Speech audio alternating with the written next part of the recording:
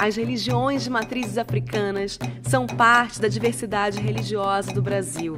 Dentre algumas dessas manifestações, que têm como referência a cultura trazida pelos africanos durante mais de 300 anos de escravidão, estão Catimbó, Cabula e principalmente Umbanda e Candomblé, que se propagaram com mais intensidade pelo Brasil.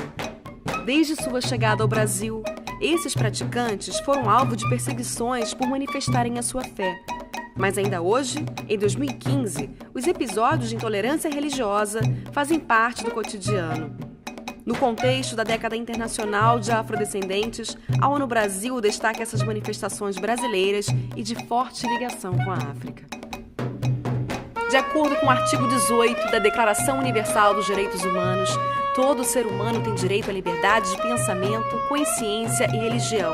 Esse direito inclui a liberdade de mudar de religião ou crença e a liberdade de manifestar essa religião ou crença pelo ensino, pela prática, pelo culto em público ou em particular.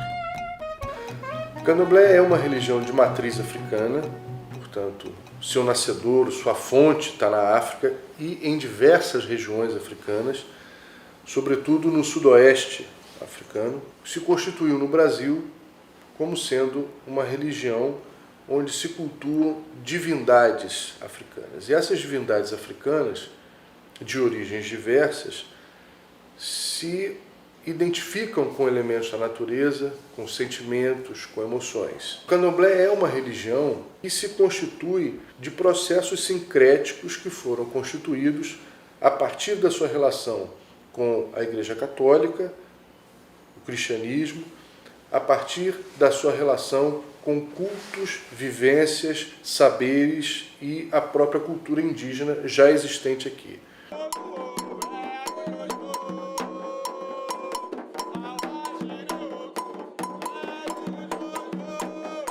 A Umbanda também é uma religião brasileira, irmã do Candomblé.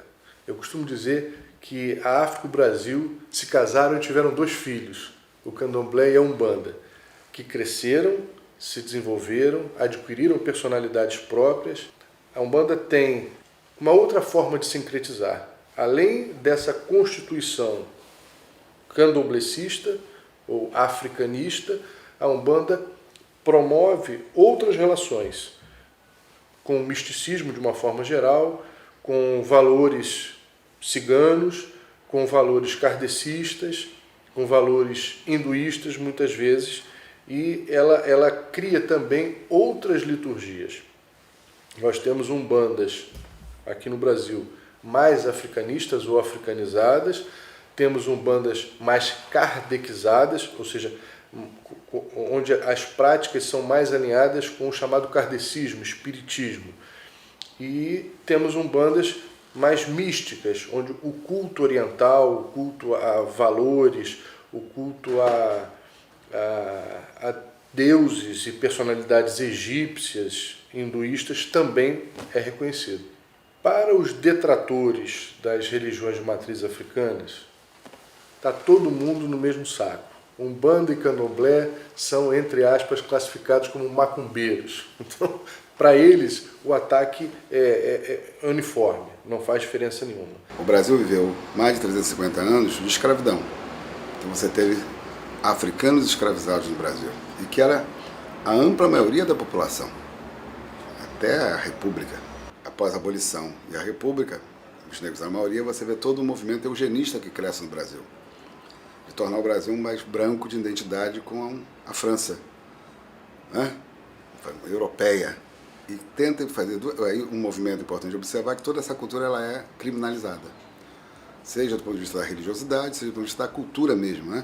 O samba é marginalizado, a capoeira é criminalizada, a prática religiosa ela é criminalizada.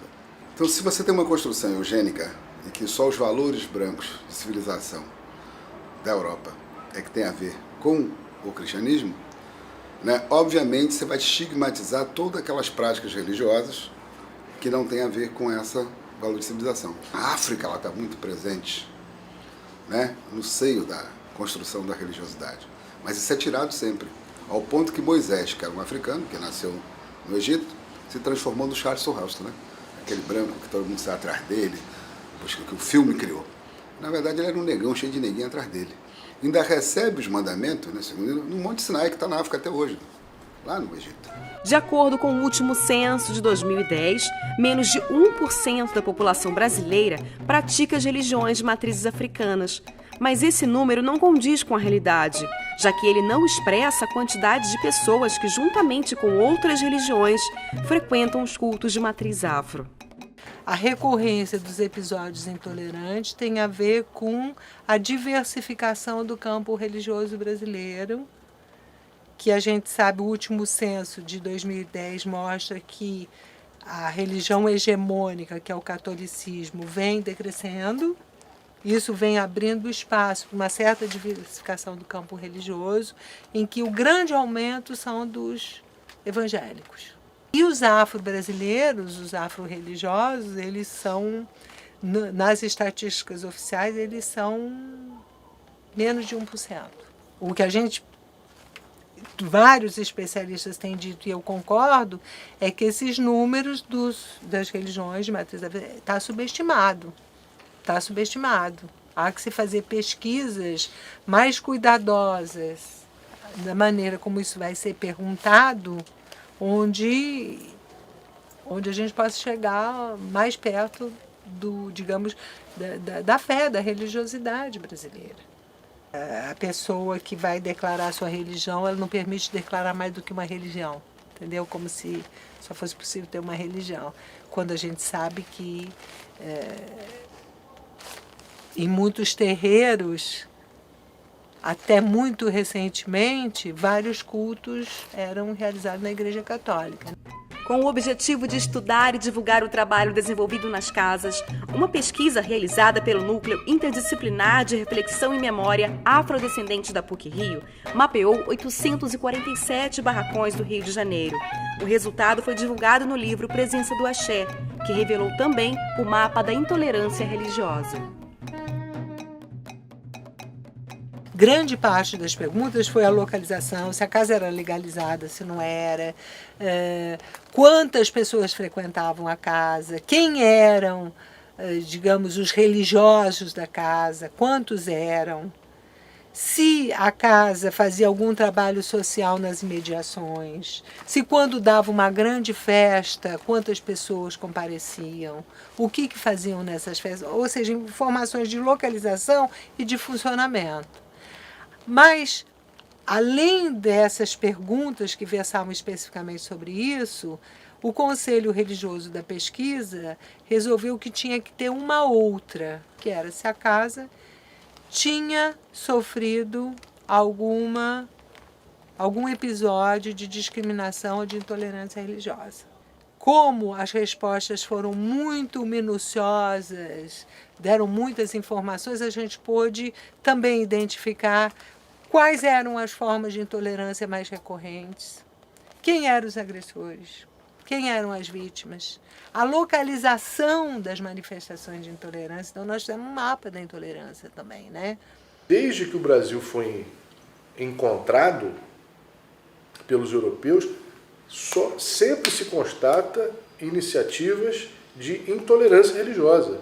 As primeiras missões cristãs que vêm para cá vêm para converter os índios, vêm para converter os escravos.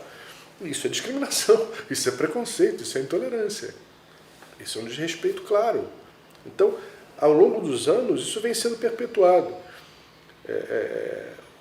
O candomblé é uma religião de resistência. O candomblé surge como uma maneira de se contornar esse preconceito, essa perseguição católica. As igrejas neopentecostais têm disputado o espaço com os terreiros.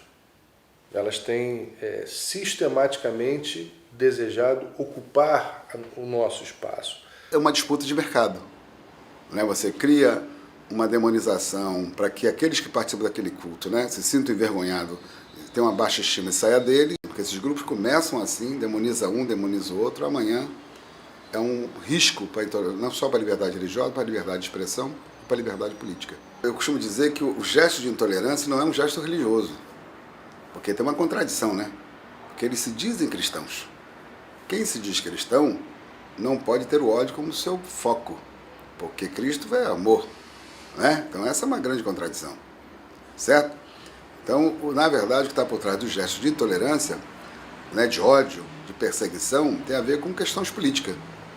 Né? Esses grupos têm mostrado nos últimos anos que eles têm um projeto político muito grande. E escolhem um inimigo para poder coesionar o seu povo. Né? Então, demonizar um bando de candomblé, de uma matriz africana, assim como o islamismo, alguns setores, né? Outros segmentos religiosos, ciganos, ricanos, tem a ver com isso. Será que essa é uma atitude religiosa ou existe por trás disso um projeto de poder? Para combater a intolerância, praticantes de várias religiões participam desde 2008 da caminhada em defesa da liberdade religiosa. Nós temos uma manifestação que ela é feita anualmente, né? Todo terceiro domingo de setembro. Esse ano vai ser no dia 20 de setembro, na Orla de Copacabana, onde vem pessoas de várias religiões, né? E também populares, que não tem a ver com religião nenhuma, e pessoas do exterior, onde na verdade não é só bom para a sociedade brasileira, mas um exemplo para a sociedade mundial, onde na própria base as pessoas de várias religiões diferentes, com vários cantos diferentes, sua forma, sua identidade diferente, mostram que é possível conviver juntos. É esse clima que nós temos que construir cada vez mais na sociedade. Não é esse discurso de raiva, de ódio, né? Não é isto. É possível conviver juntos e respeitar a diversidade das pessoas. Essa é a riqueza desse país. E é nisso que nós vamos insistir.